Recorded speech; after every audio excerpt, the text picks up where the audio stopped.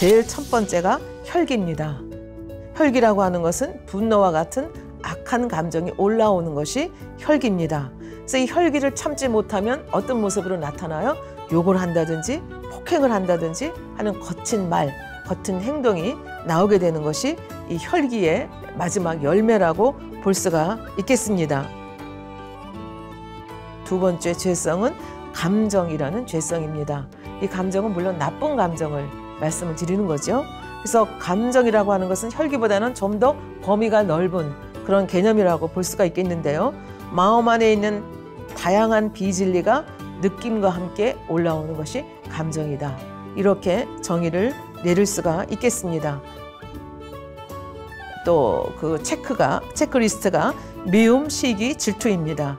믿음의 3단계에 오면 행함으로는 보이지 않는다고 말씀을 드렸죠. 그러니까 마음으로도 이 미움이라든지 시기라든지 질투하는 마음을 가지고 있으면 안 된다. 그런 말씀입니다. 네 번째는 거짓 마음, 속이는 마음이라고 볼 수가 있겠습니다. 왜 거짓합니까? 왜 속입니까? 자기의 유익을 위해서 우리는 거짓말합니다. 속입니다. 그다음에 다섯 번째 체크해야 될 것이 판단하는 것입니다. 성경에 보면 절대로 판단하지 말라고 했습니다. 근데 우리는 살아가면서 얼마나 내가 가지고 있는 지식과 내가 가지고 있는 기준, 내가 가지고 있는 생각에 의거해서 얼마나 많은 판단을 합니까? 근데 성경에서는 야고보서 4장 11절, 12절 말씀에 보면 이렇게 말씀하고 계십니다. 형제들아 피차에 비방하지 말라. 형제를 비방하는 자나 형제를 판단하는 자는 곧 율법을 비방하고 율법을 판단하는 것이라. 내가 만일 율법을 판단하면 율법의 준행자가 아니요 재판자로다. 입법자와 재판자는 오직 하나님이시니 능히 구원하기도 하시며 멸하기도 하시느니라. 너는 누구간데 이웃을 판단하느냐. 그러니까 절대로 판단하지 말라는 겁니다. 왜 판단하지 말라고 합니까? 이 외모로 판단하는 것은 굉장히 위험합니다. 그런데 우리 인간은 사람의 중심을 알 수가 없습니다. 그러니까 겉모양만 보고 판단하게 되면 굉장히 잘못을 할 가능성이 100%라고 봐야 하겠습니다. 근데 판단만 하고 끝나지 않죠. 판단하고 나면 그 다음에 나오는 것이 무엇입니까? 수근수근하고 헤아리고 비방하고 정죄합니다. 계속 죄를 저가기 때문에 절대로 판단하지 말라. 입법자, 재판자는 하늘에 계신 하나님 한 분이다 얘기하면서 판단하지 말라고 합니다. 남을 판단한다고 하는 것은 그만큼 내가 높아졌다는 얘기입니다. 교만하다는 얘기가 되겠습니다. 그래서 절대적으로 판단하지 말라고 하는데 가끔 분별한다는 명목하에 이런 말 저런 말 하거나 안 좋은 말을 퍼뜨리는 경우가 많이 있습니다. 근데 이것도 굉장히 조심해야 될 것이죠. 결국은 판단, 정죄하는 범위에 들어가고 하지 말라는, 그렇게 엄격하게 아버지 하나님께서 말씀하시는 판단하지 말라고 하는 이거를 어기는 굉장히 큰 죄악이 되겠습니다. 그래서 우리 마음속에 남을 판단하는 이 죄성 자체를 빼버려야 된다. 빼버려야 믿음의 반석에 들어갈 수 있다. 그런 말씀이 되겠습니다. 여섯 번째 체크해야 할 것이 변개함입니다. 사실 우리는 굉장히 많이 변개하죠.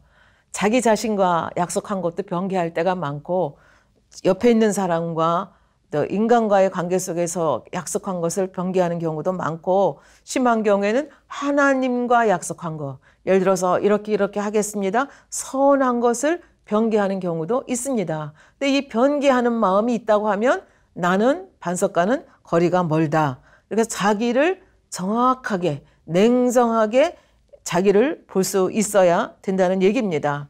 사실 믿음의 반석 이상 들어가면 순교의 믿음이라고 말씀을 하거든요. 이 순교라고 하는 것은 뭡니까? 죽음의 위협을 당하는 그 상황 속에서도 주님에 대한 믿음을 버리지 않는 것이 순교적인 믿음입니다. 그런데 변개함이 있다면 내 유익에 따라서 자기 자신과의 약속도 못 지키는 사람이 어떻게 주님을 위해서, 어떻게 하나님의 나라를 위해서, 어떻게 아버지 하나님을 위해서, 어떻게 말씀을 지키기 위해서 변개하지 않고 나갈 수가 있겠습니까? 그렇기 때문에 이 변개한다고 하는 것은 굉장히 우리가 경계해야 될 그런 속성이라고 볼 수가 있겠습니다. 그래서 내 자신과의 약속한 것도 어떻게 하든지 지키려고 애쓰고, 더군다나 인간과의 관계 속에, 더더군다나 하나님과의 관계 속에서 약속한 것은 꼭 지켜나가는 그런 습관들을 가져가는 것이 필요하다, 이렇게 볼 수가 있겠습니다. 7번째 또 우리가 체크해야 될 것은 내 마음속에 간음하는 마음이 있는가 하는 것입니다. 이성을 보고 음욕을 품거나 생각으로 범하는 것을 간음이라고 여기서 말씀을 드릴 수가 있겠습니다. 성경에 보면 이 성과 관계된 것, 이것을 굉장히 경계한 것을 볼 수가 있습니다. 예를 들면 호색이라든지 음란이라든지 음행이라든지 더러운 것들, 이것을 절대적으로 피해야 된다, 이렇게 우리에게 경계하는 것을 볼 수가 있습니다. 그러니 믿음의 반석에 들어가려면 아예 뿌리부터 이 간음의 뿌리를 뽑아야 되겠습니다. 근데 요즘 사실 굉장히 이 말세의 말세가 가까워지면서 너무 이 음란한 그 책들, 음란한 볼거리들 너무나 많기 때문에 사실은 이 간음을 빼어버린다는 것이 쉬운 일이 아니죠. 그래서 제1차적으로 할 것이 우선 눈으로 보는 거 하지 말라, 인터넷 하지 말고 그 음란하고 더러운 것 보지 말라 하는 이유가 바로 여기에 있는 것입니다. 우선 보지 않는 것이 1차적이고 그 다음에 내 속에 있는 것들을 불같이 기도해서 빼낼 수 있어야 이제 믿음의 반석에 들어갈 수 있다는 얘기가 되겠습니다. 8번째 체크해야 될 것이 욕심, 사심, 탐심입니다. 야고보서 1장 14절부터 15절에 이런 말씀이 있습니다. 오직 각 사람이 시험을 받는 것은 자기 욕심에 끌려 미혹됨이니 욕심이 잉태한 즉 죄를 낳고 죄가 장성한 즉 사망을 낳느니라. 그러니까 이 욕심이라는 것이 얼마나 나중에는 어떻게 해요? 잘하면 사망까지 갈 수 있다는 것을 경계를 하고 있습니다. 이 욕심과 탐심이라고 하는 것은 어떻게 나타납니까? 우리의 생활 속에서 물질에 대한 것, 명예에 대한 것, 권세에 대한 것, 외모에 대한 것 등 아주 다양한 분야로 나타날 수가 있습니다. 사심도 내 사사로운 마음, 정과 욕심을 따라서 개인적인 유익을 취하는 것. 하나님의 나라를 위해서 일을 해야 되는데 어떤 상황 속에서 내 개인에게 유리한 것, 내 옆에 있는 사람, 나하고 관계 있는 사람에게 유리한 쪽으로 결정한다면 그것도 결국은 사심이다, 이렇게 볼 수가 있겠습니다. 그러면서 마태복음 19장 24절에는 이렇게 말씀하고 있습니다. 다시 너희에게 말하노니 약대가 바늘기로 들어가는 것이 부자가 하나님의 나라에 들어가는 것보다 쉬우니라. 그러니까 부자는 하나님 나라에 천국에 못 간다, 그런 얘기가 아니고 물질에 대한 물질에 대한 탐심이 많으면 천국 가기가 힘들다. 그래서 욕심과 탐심에 대해서 경계하는 말씀이다, 이렇게 보시면 되겠습니다. 그리고 아까도 말씀드렸지만 이 욕심, 사심, 탐심이 있으면 일을 그르칠 가능성이 굉장히 많죠. 그러니까 반석과는 거리가 멀다 볼 수가 있겠습니다. 그래서 우리 마음속에 욕심이 있는지 탐심이 있는지 사심이 있는지 이게 여러 가지 형태로 나온다고 조금 전에 말씀을 드렸습니다. 꼭 물질에 가는 것이 아니고 내가 명예를 탐한다든지 내가 외모에 대해서 아주 지나치게 집착한다든지 하는 것이 다 이 욕심, 사심, 탐심에 해당이 된다고 볼 수가 있겠습니다. 마지막이지만 약한 것이 아니라 아주 심각한 죄성이 배신입니다. 이 배신이라고 하는 것은 하나님께서 어떻게 보면 제일 싫어하는 악이다, 이렇게 말씀을 드릴 수가 있겠습니다.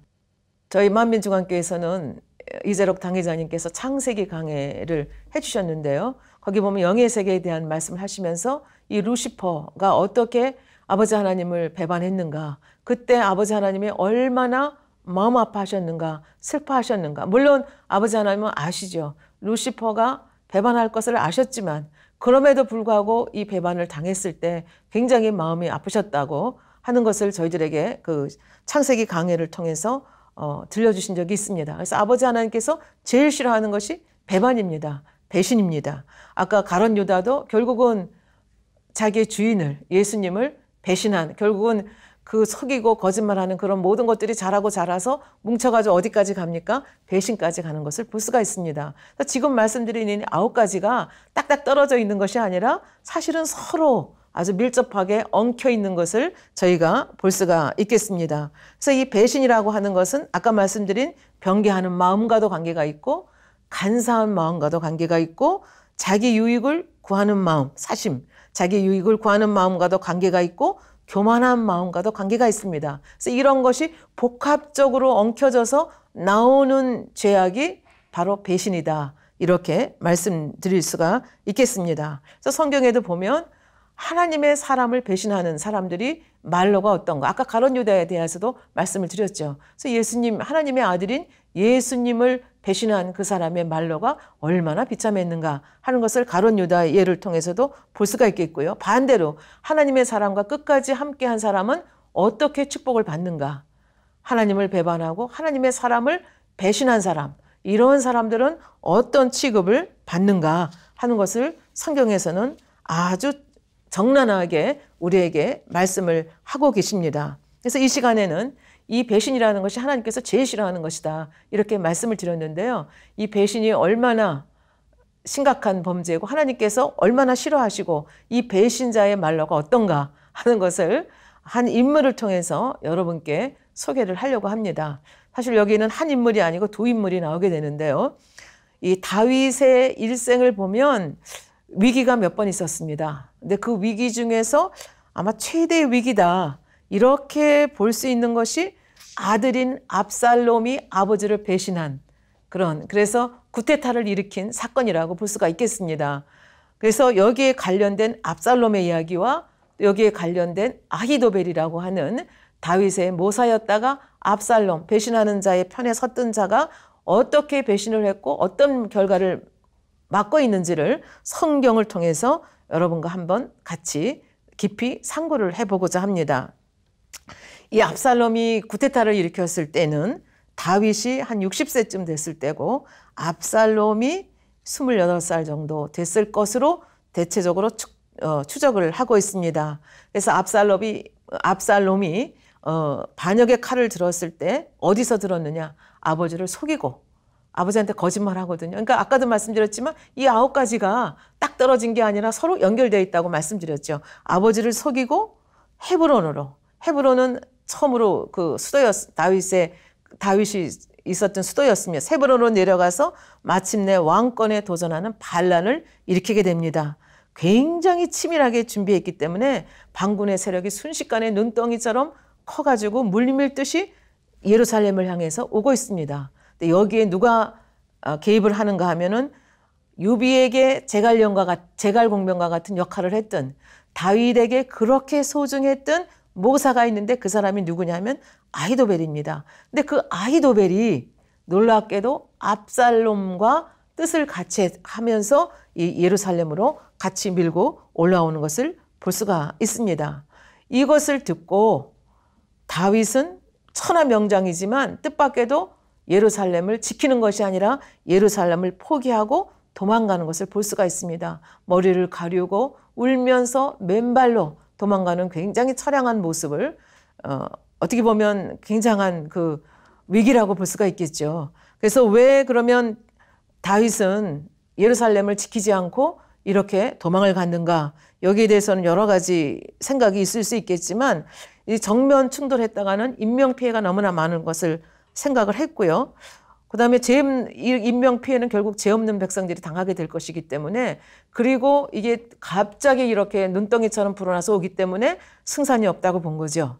그리고 정말 또 하나의 숨겨진 이유는 자기 자신의 범죄로 인한 그 보응을 받고 있다는 것을 알고 있기 때문에 이걸 통감하고 있기 때문에 도망을 소리 없이 가는 모습을 볼 수가 있습니다. 근데 이 도망가는 과정 중에서 아히도벨이 이 압살롬 편에 들어갔다는 얘기를 듣고 정말 정신이 다 나갈 정도로 다윗이 놀라게 되는 거죠. 그러면 이 아히도벨이 유비에게 제갈공명과 같은 그런 모사였는데 그 다윗에게 그렇게 중요한 사람이었는데 왜 배신했을까? 이것에 대해서는 성경은 정확하게 얘기하고 있지는 않지만 우리가 추측할 수는 있을 것 같습니다. 성경을 이렇게 저렇게 맞춰보면 이 아히도벨이라고 하는 사람이 그 다윗이 취한 밧세바의 할아버지입니다. 그러니까 다윗이 밧세바를 취하고 그의 남편을 전장터의 맨 앞에 세워서 적군의 손에 의해서 죽게 만든 우리아라고 하는 장군이 누구예요? 손주 사위라고 볼 수가 있겠습니다. 그러니까 이제 이런 관계 속에서 아마 이 아히도벨이라고 하는 이 모사가 굉장히 분노도 났고 섭섭한 마음, 서운한 마음이 다윗에게 있었지 않을까. 그래서 이런 마음을 가지고 있었는데 이걸 누가 눈치를 채는가 하면 압살롬이 눈치를 채고 자기 쪽으로 포섭해 드린 것이 아닐까, 이렇게 추측을 해볼 수는 있습니다. 그러니까 다윗의 면에서도 사실 아히도벨을 얼굴을 들고 보기가 참으로 민망한 그런 사이가 됐다, 이렇게 볼 수가 있겠습니다. 그래서 결국은 이 아히도벨이 이렇게 그 편에 들어있다는 이야기를 듣고 이제 굉장히 놀라게 되는 거죠. 그러면서 이제 하나님 앞에 기도를 하게 되는데 하나님이 그 기도를 들어주게 되죠. 그것에 대해서는 조금 이따가 말씀을 드리겠습니다. 그러면 압살롬은 어떤 사람이었는가? 왜 자기 아버지에 대해서 이렇게 배신의 칼을 들 수밖에 없었는가? 여기도 이제 다윗이 밧세바를 취한 그 범죄하고 보응하고 연결이 되면서 쭉 집안에 이제 우환이 일어나게 되는 거죠. 장자인 암논이 그 이복 누이인 다말을 취하게 되고 강제로 취하게 되죠. 그리고 또 내쫓게 되는 상황이 벌어지고 다말은 압살롬의 누이 동생입니다. 그래서 이런 상황 속에서 이제 압살롬이 암논이 이런 일을 범했으면 아버지가 징계해야 되는데 아버지가 징계를 제대로 안 한 거예요. 그래서 이것에 대해서 굉장히 노하게 되고 서운한 마음을 갖게 되고, 이렇게 되면서 자알 모의를 했다가 암논을 살해하는 장면이 나옵니다. 암논을 압살롬이 죽이죠. 그리고 살인자이기 때문에 도망을 갑니다. 그래서 또 돌아오고 이런 과정 속에서 이렇게 얽히고 섞이면서 여기까지 이제 오게 된 겁니다. 그러면 이제 압살롬은 어떤 사람인가를 지금부터 한번 보도록 하겠습니다. 이제 압살롬이라고 하는 것은 우리가 인간적인 면면만을 본다면 압살롬 같이 이렇게 괜찮은 사람이 없습니다. 어떻게 괜찮은가? 굉장히 뛰어난 리더였습니다. 여기 보면 사무엘하 14장 25절에 보면 온 이스라엘 가운데 압살롬 같이 아름다움으로 크게 칭찬받는 자가 없었으니 저는 발바닥부터 정수리까지 흠이 없습니다. 얼마나 아름다웠으면 발바닥에서부터 정수리까지 흠이 없다, 이렇게 말했겠습니까? 그 외모가 굉장히 완벽했다, 이렇게 볼 수가 있겠습니다. 거기다가 더 놀라운 것은 아주 탐스러운 머리칼을 가지고 있었다는 얘기입니다. 사무엘하 14장 26절에 보면 그 머리털이 무거움으로 연말마다 깎았으며 그 머리털을 깎을 때에 달아본 즉 왕의 저울에 200세겔이었더라. 정수리까지 흠이 없는 거하고 머리털이 많은 거하고 사람들의 사랑을 받는 거하고 도대체 무슨 관계가 있는가, 그런 생각을 혹시 하실 수 있겠습니다. 그래서 이 머리털이 많다는 거하고 사람들이 사랑을 받는 거하고 무슨 관계가 있는지 잠깐 설명을 하도록 하겠습니다. 여기 보면 왕의 세겔이라고 하는 얘기가 나오는데요. 이게 무게를 재는 단위거든요. 그래서 세겔에는 세 가지가 있습니다. 보통 세겔, 왕실 세겔, 성전 세겔, 그렇게 있는데 이 왕실에서 재는 그 무게 단위인 왕실 세겔은 보통 세겔 플러스 5분의 1을 더한 증량입니다. 그래서 쉽게 말하면 여기 머리털을 깎을 때에 왕의 저울로 200세겔이었더라, 이렇게 표현했는데 이것을 우리가 이해하기 쉽게 요즘 용어로 표현한다면 1년에 머리가 자랐는데 그걸 연말마다 깎는데 그 깎은 머리털의 무게가 얼마나 되는가 하면은 왕의 저울로 200세겔이라고 하는 것을 계산을 해보면 약 2.3kg이 됩니다. 2.3kg이면 굉장히 많은 양인데요. 그럼 보통 사람하고 얼마나 다르냐 계산을 해보면 우리 일반 사람들은 1년 내내 머리 기른 걸 자르면 한 500g 정도 된다고 합니다. 그러니까 압살롬은 한 5배 정도로 굉장히 머리도 잘 자라고 머리숱도 많고 이런 걸 볼 수가 있습니다. 그럼 머리숱이 많고 머리털이 잘 자란다는 것은 무슨 의미가 있는가?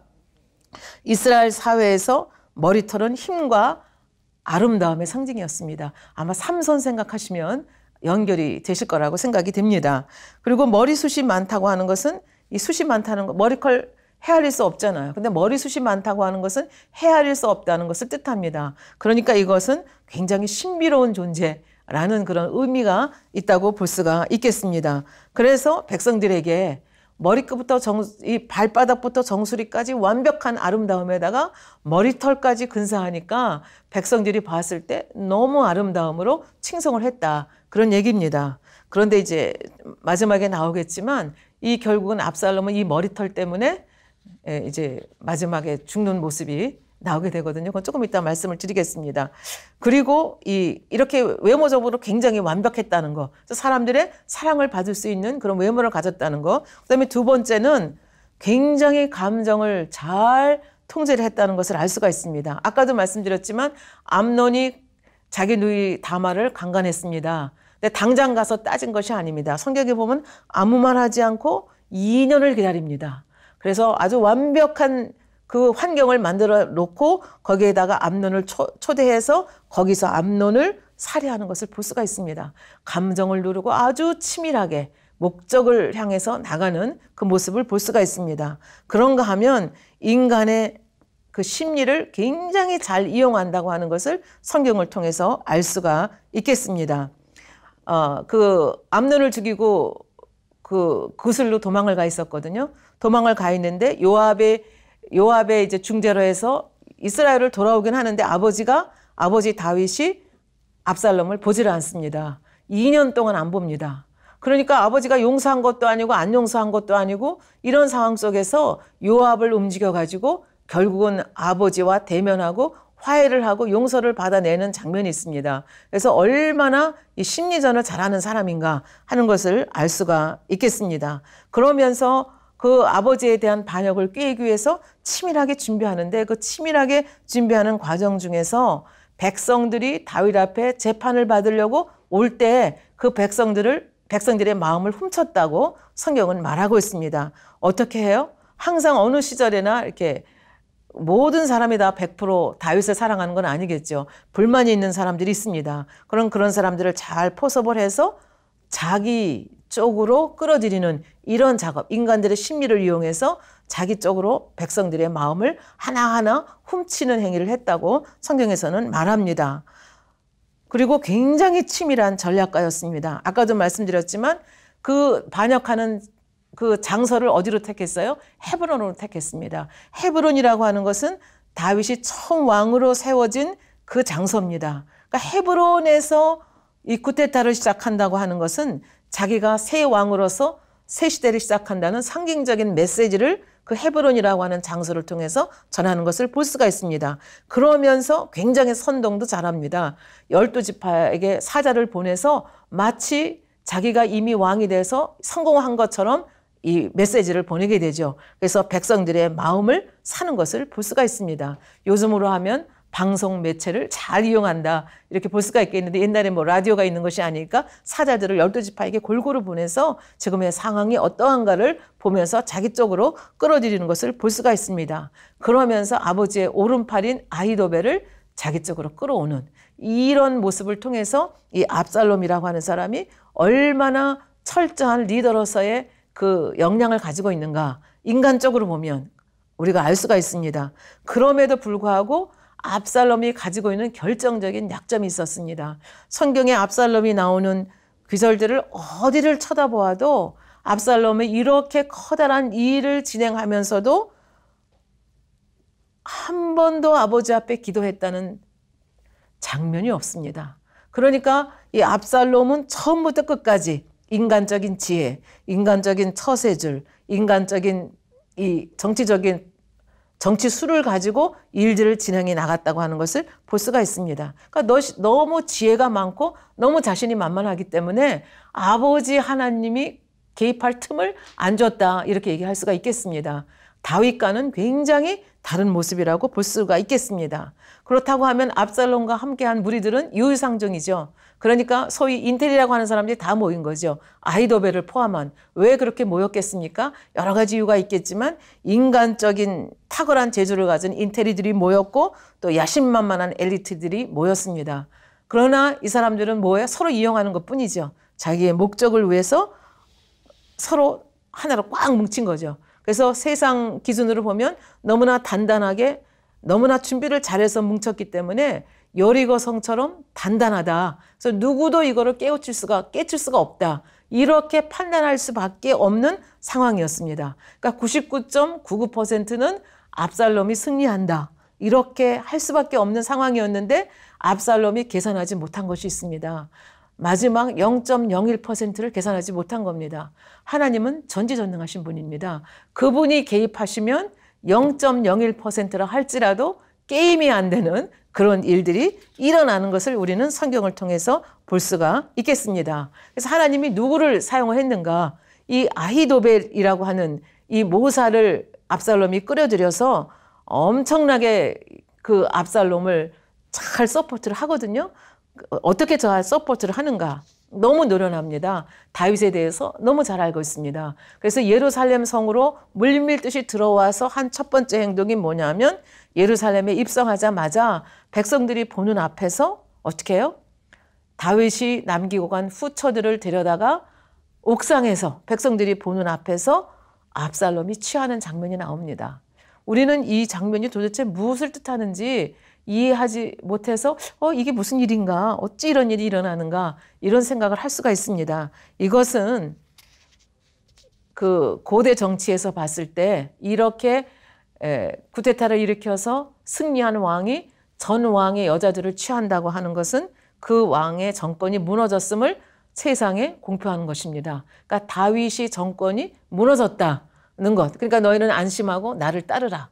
이런 정치적인 제스처가 이 행동 속에 포함되어 있는 것을 볼 수가 있습니다. 그러면서 아히도벨은 이제 다윗을 잡아 죽여야 완전한 승리가 되잖아요. 그래서 그 다윗을 잡아 죽일 수 있는 방법을 왕에게 제시를 합니다. 사무엘하 17장 1절부터 3절에 보면 아히도벨이 또 압살롬에게 이르되 이제 나로 하여금 사람 12,000을 택하게 하소서.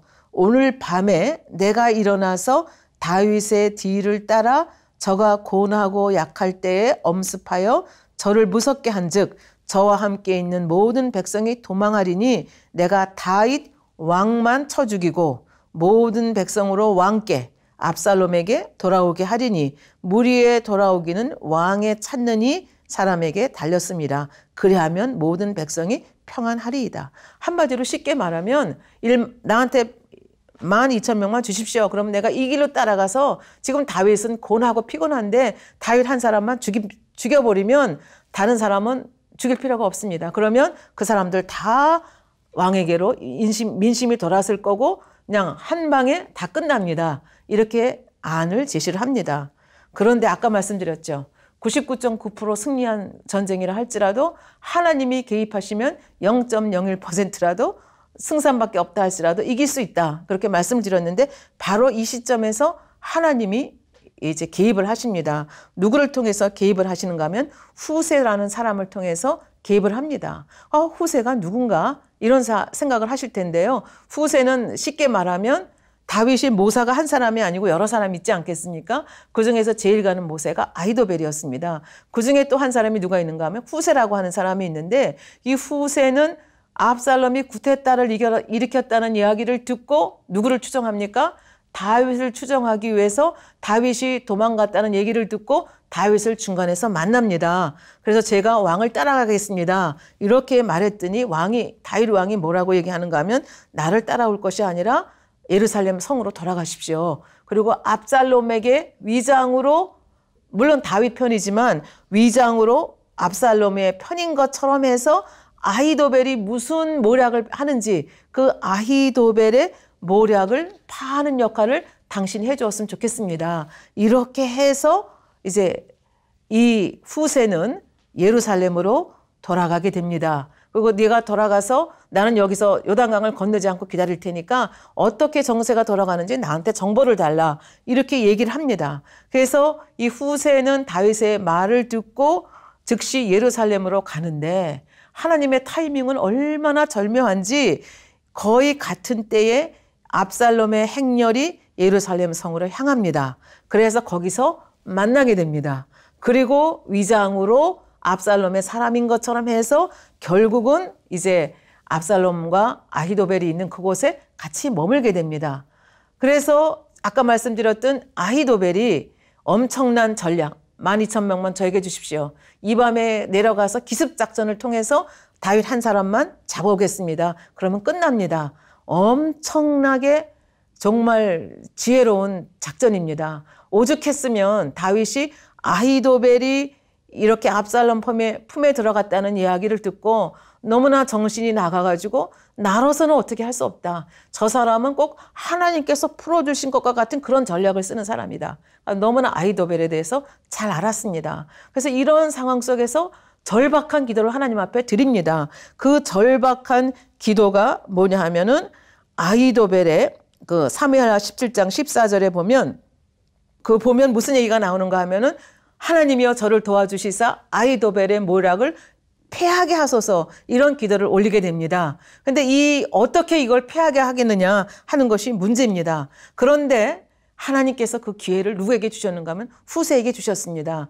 이제 아히도벨이 이렇게 엄청난 이 모략을 가지고 왔으면 누가 봐도 이거는 정말 무릎을 칠 수밖에 없는 작전입니다. 근데 이상하게 압살롬이 후세가 우리 옆에 있잖아. 후세를 데리고 오라. 후세는 어떤 모략을 가지고 있는지 한번 들어보자. 이렇게 해서 후세를 불러오게 됩니다. 그래서 후세는 궁으로 압살롬한테 오는 과정 중에서 이 아히도벨이 무슨 전략을 베풀었는지 듣게 됩니다.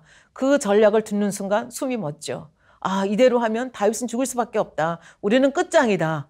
그러면서 순간 아버지 앞에 머리 숙여 기도하게 되고 아버지 하나님의 지혜를 받게 됩니다. 그러면서 이제 압살롬에게 작전 지시를 하게 됩니다. 자기가 가지고 있는 저라면 이렇게 하겠는데요 하면서 작전을 하는데 그것이 사무엘하 17장 11절부터입니다. 제가 한번 설명을 드리도록 하겠습니다. 나의 모략은 이러하니이다. 온 이스라엘을 단부터 브엘세바까지, 그러니까 이스라엘 맨 꼭대기에서부터 이스라엘 맨 남쪽까지, 그러니까 온 이스라엘 전부란 얘기입니다.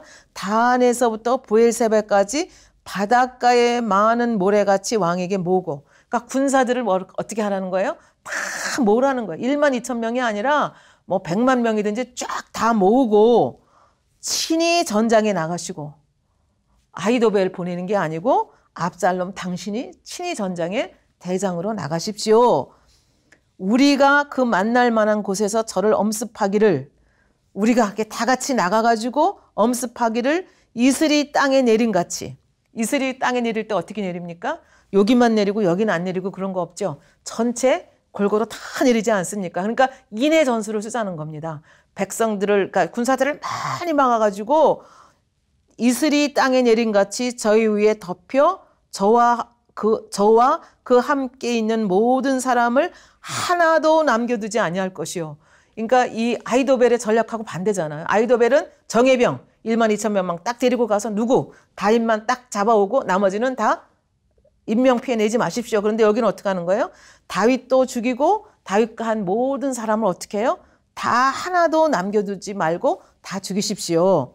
또 만일 저가 어느 성에 들어있으면, 어느 성에 가서 은둔하고 있으면 온 이스라엘이 줄을 가져다가 그 성을 강으로 끌어들여서 그곳에 작은 돌도 보이지 않게 할 것이나이다. 아예 성체로 끌어다가 그냥 요단강 속에 집어넣어가지고 그냥 아주 없던 것처럼 그렇게 하십시오. 이걸 듣는 압살롬이 어떤 생각이 들었겠습니까? 멋있다. 내가 대장이 돼갖고 수많은 군사들을 거느리고 가서 싹쓸이를 해? 너무 멋있다. 이런 생각을 한 겁니다. 근데 압살롬만 이런 생각을 했으면 이게 채택이 안 됩니다. 근데 아버지 하나님께서 어떻게 했어요?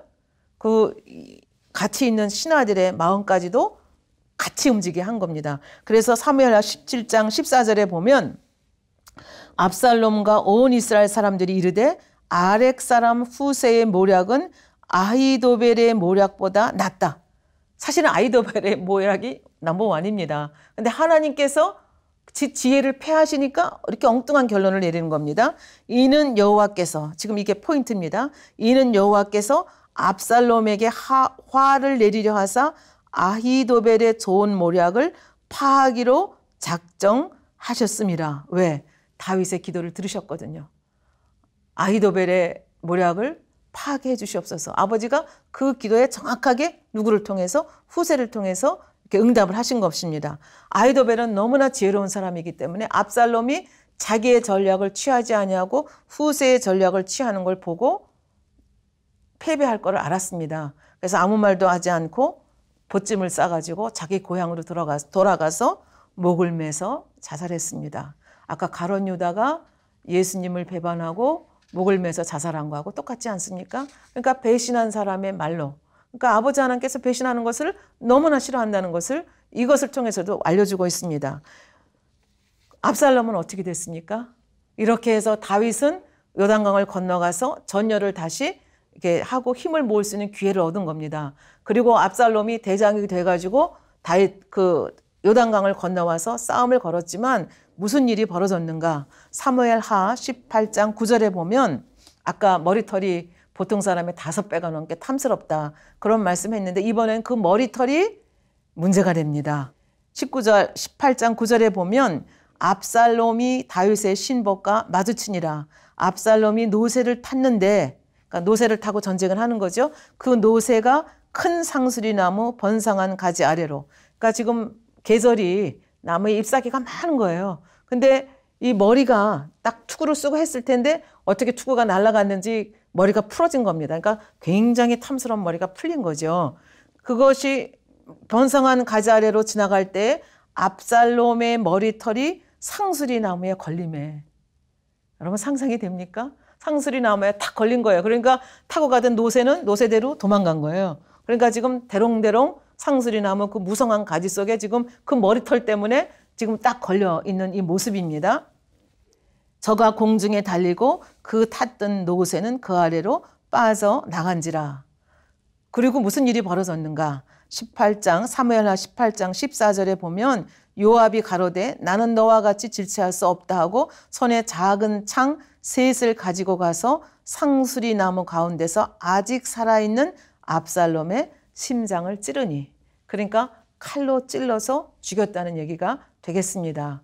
배신자, 아버지를 배신한 압살롬의 말로도 굉장히 비참한 것을 볼 수가 있습니다. 아까도 말씀드렸지만 압살롬이 얼마나 치밀하게 준비를 했습니까? 그런데 인간의 상식으로는 도저히 있을 수 없는 대반전의 역사가 이루어진 것을 볼 수가 있습니다. 왜 그런가? 아까도 말씀드렸지만 사무엘하 혹이 다윗에게 고하되 압살롬과 함께 모반한 자들 중에 아히도벨이 있나이다 하니 다윗이 가로되 여호와여 원컨대 아히도벨의 모략을 어리석게 하옵소서. 이 기도입니다.